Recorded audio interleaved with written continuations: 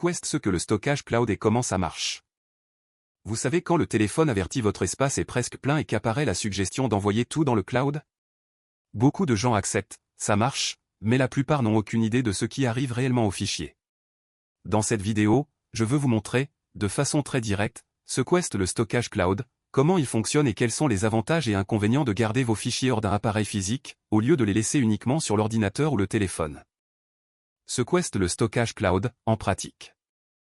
Simplifions, au lieu de garder vos fichiers uniquement dans un appareil physique comme un disque dur, une clé USB ou un SSD, vous louez de l'espace dans des ordinateurs d'entreprise spécialisés, connectés à Internet en permanence.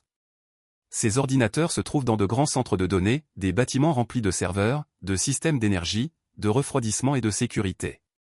L'idée est que vos données soient disponibles partout, dès que vous avez accès à Internet et l'autorisation de votre compte. Comment cela fonctionne en coulisses? Quand vous envoyez une photo dans le cloud, elle ne disparaît pas dans l'air. Elle est transformée en données et envoyée par Internet jusqu'au serveur du fournisseur choisi. Là, ces données sont enregistrées sur des disques et, souvent, copiées sur plusieurs équipements ou même à différents endroits, réduisant le risque de perte.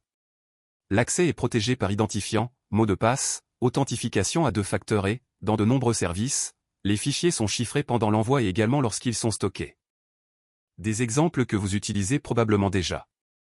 Même sans vous en rendre compte, il est très probable que vous utilisiez déjà ce type de service au quotidien, plateformes de fichiers, photos, notes, emails et même des applications de messagerie qui sauvegardent l'historique utilisent déjà la même logique de stockage de données sur des serveurs distants.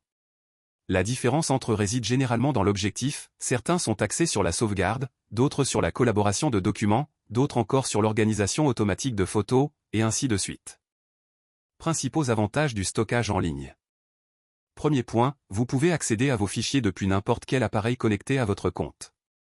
Si l'ordinateur tombe en panne, vos données restent en sécurité, car elles n'étaient pas bloquées dans cet appareil. Autre avantage, le coût et la flexibilité. Au lieu d'acheter plusieurs disques durs physiques, vous pouvez augmenter ou réduire l'espace dans le cloud selon vos besoins, avec un paiement récurrent. C'est très fréquent dans les entreprises, car cela évite de gros investissements en infrastructures internes. Inconvénients et limitations dont presque personne ne parle. Bien sûr, ce n'est pas parfait.